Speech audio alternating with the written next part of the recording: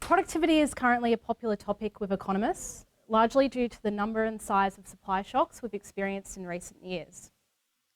Given the links between productivity, economic growth, and inflation, productivity is of interest to central banks, including the RBA. As the Governor has noted in a number of speeches recently, lower productivity makes it difficult to sustain higher wages growth while maintaining our inflation target. My name is Angelina. I work in the Economic Analysis Department at the RBA, and in this role and previous roles, I've explored a wide range of topics related to productivity and innovation. A quick shout out to my high school teacher in Brisbane, Ms. Naba, for really setting up my career that I find so rewarding. Without her, I would not be here today. And today I'll start by defining what productivity is. Then I'll discuss some of the key drivers and the Australian experience. Then I'll discuss why it has slowed and provide some commentary on the outlook ahead. I'm hoping to provide content today that goes beyond the textbook, but first I have to quote Nobel Prize winner Paul Krugman. Productivity isn't everything, but it is almost everything. We know productivity doesn't get a lot of airtime in the syllabus that you teach, but economic growth certainly does. Productivity is the most important long-run determinant of GDP growth and living standards, and it is the main driver of differences in GDP between developed and developing countries. Productivity is the measure of the relationship between outputs and inputs expressed in volume terms. At a national level, labour productivity can be calculated as national output divided by number of hours worked across the entire economy. And so the growth rate captures the relative changes in GDP and hours worked. And productivity is so important for living standards, typically measured as GDP per person. There are only really two ways of increasing GDP per person over time, by perspiration or inspiration. We can work harder by having more people in society working or having those people work longer hours, or we can work smarter by implementing new ways of working such that we get a higher return on each hour worked. And you can see the importance of productivity for living standards in this chart here, which shows the two trending together over time. The green line shows productivity, or GDP per hour worked, and the orange line shows real net national disposable income per hour worked, which is a measure of wages and living standards. So the main takeaway here is that productivity growth is a major source of income growth for workers. And digging further into what exactly drives productivity, well, we think of it as comprising two main forces. On one hand, when capital deepening occurs, each person has more capital to work with, which makes that individual more productive. On the other hand, multi-factor productivity, or MFP, captures the effects of workers and capital combining in ways that produce more outputs. Now, traditionally, MFP captures technological change. However, MFP also captures non-technological influences and innovation that improve efficiency and thereby increase productivity, such as better management and work practices, systems integration, better marketing campaigns, and the reallocation of labour and capital from less valuable areas to more valuable areas. These non-technological influences are really important, and you'll find that economists today in the productivity space are increasingly discussing these influences more than the technological ones.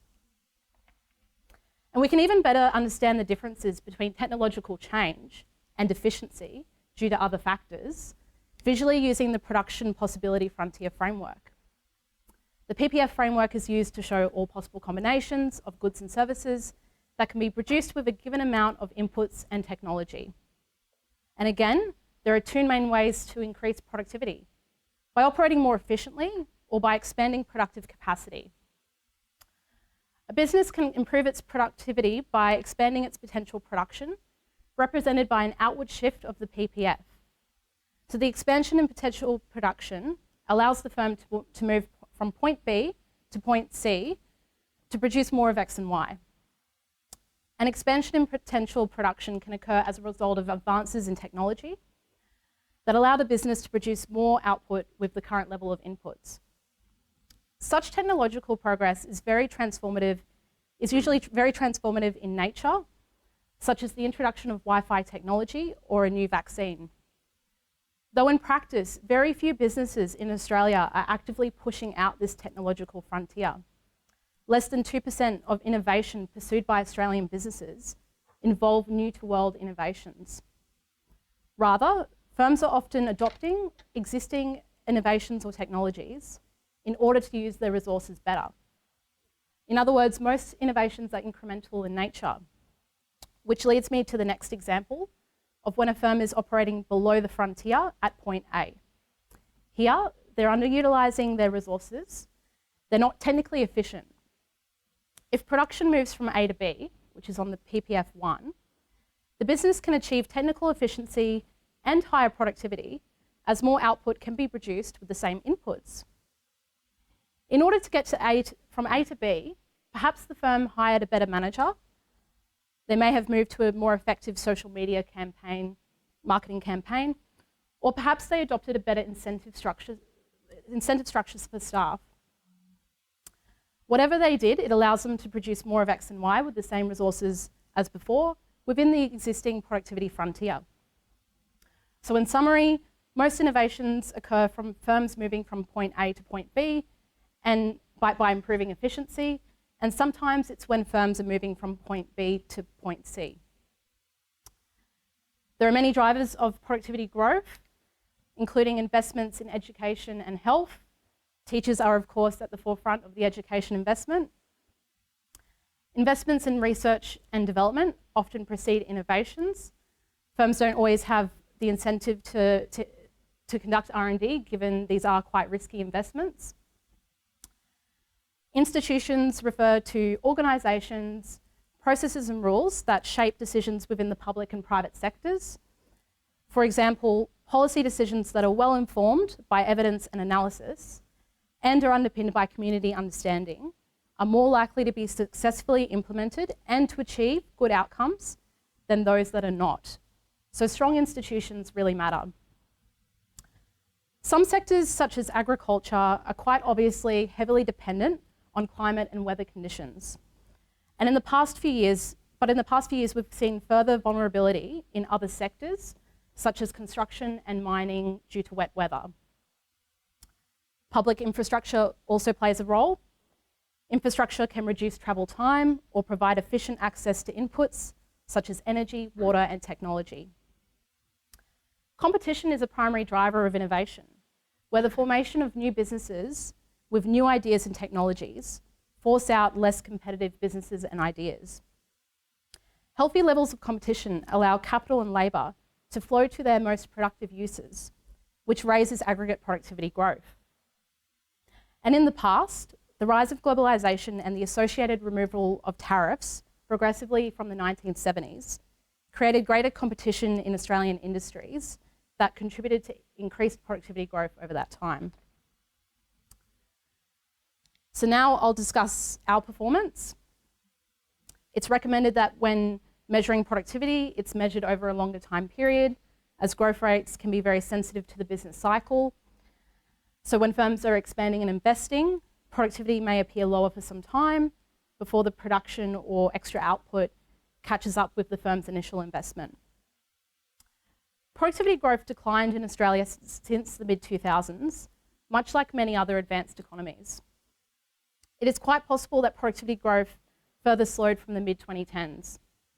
So productivity growth averaged 2.3% over the 90s and early 2000s, then it dropped to 1.3%, and in the past 8 years, we've seen productivity at 0.4% per annum. And this is a very similar rate whether you're looking at just the 5 years preceding the pandemic or you're also including those pandemic years in the calculation. And so it appears there was a step change down in the mid-2000s and potentially another step change down from the mid-2010s. In terms of our relative performance, Australia performs around the middle of the pack of OECD countries at around 16th.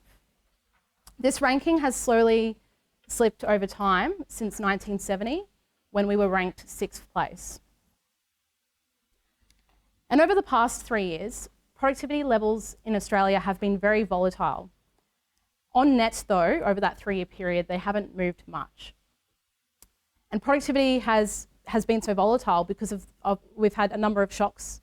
We've had bushfires, pandemic, floods, and the global energy shock as the result of the Russian invasion into Ukraine. Productivity is yet to recover in many economies, whereas wages continue to increase.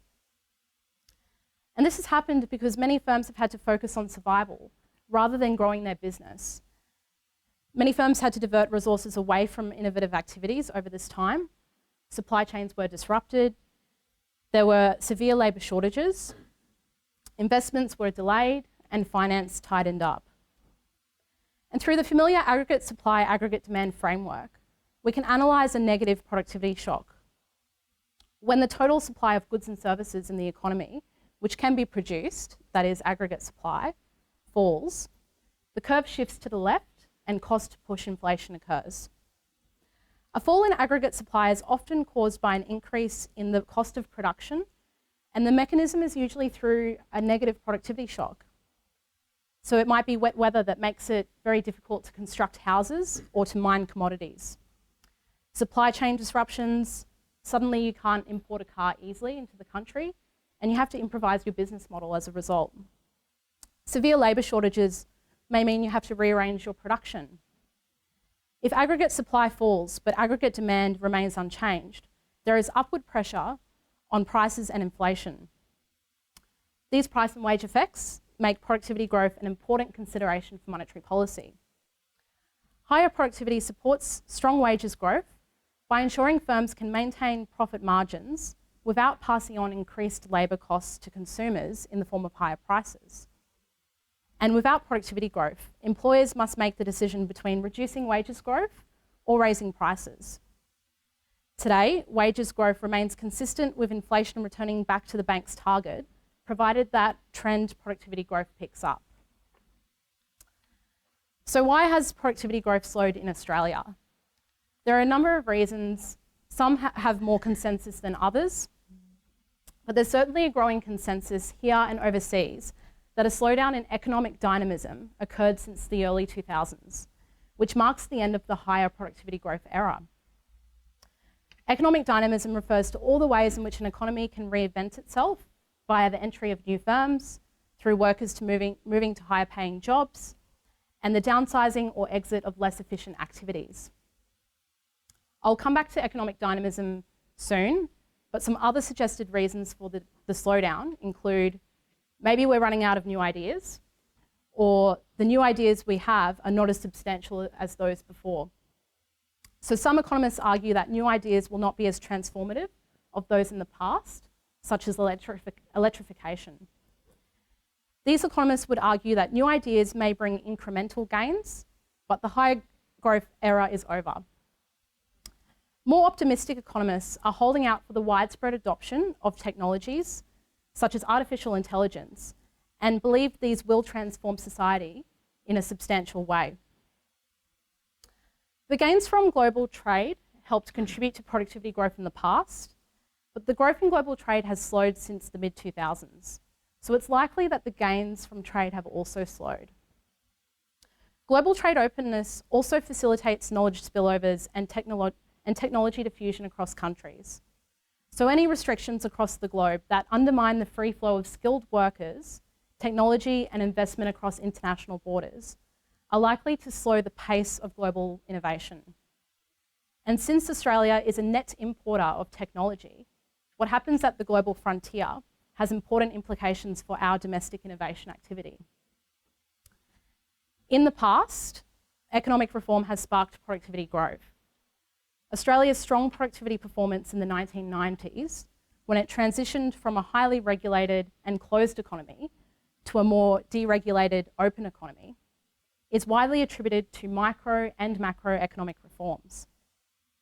The reforms undertaken by state and federal governments through the 1980s and 1990s largely focused on opening markets to increased competition, leading to market-driven transformation and significant structural change encompassing capital markets, industry assistance, taxation, government enterprises, industrial relations, competition policy, and innovation policy. We've not seen substantial reforms like this in the past couple of decades. And as discussed earlier, the pandemic made it difficult for firms to optimise production under supply disruptions, severe labour shortages, and managerial time drawn away from innovative activities. Some firms did find new ways of working, which involved adopting technologies, but it is unlikely that innovation of this kind offset the detrimental impacts of the pandemic. It may also take some time to see the return to some of these investments in the productivity numbers. So back to economic dynamism, which is a measure of how resilient or creative an economy is. An economy that is able to adapt to and exploit new opportunities and move resources from less valuable areas to more valuable ones will achieve higher productivity growth. So when people change jobs, they transfer skills and knowledge to the new firm they go to, which is a source of innovation for firms. People also tend to get paid more when they change jobs, because it is higher productivity firms that are more likely to draw in those additional workers. People have been switching jobs less and less since the 1970s, and rates further declined in the 2000s. Job switching is also really important for addressing skill mismatches, particularly among younger cohorts of workers, who are not always matched to the right job at the beginning of their career, so they rely on opportunities to switch jobs to have better long-run outcomes. The reallocation of labour and capital from low productivity firms to higher productivity firms has slowed in Australia. And in a well-functioning market, it is the more productive firms that are drawing in the resources from the less productive ones. And this reallocation mechanism has slowed over time in Australia. There are less new businesses entering the market. This means there are less young firms. And young firms play a really important role in bringing new ideas, intensifying competition, and encouraging mature incumbents to invest and adopt new technologies. Laggard firms are falling behind leader firms. In other words, the productivity gap between highly productive firms and less productive firms is widening.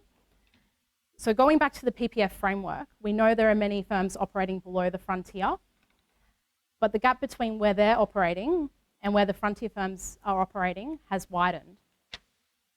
This indicates there's been a slowdown in knowledge diffusion, and this appears to be more notable in industries with declining firm entry rates and other competitive pressures.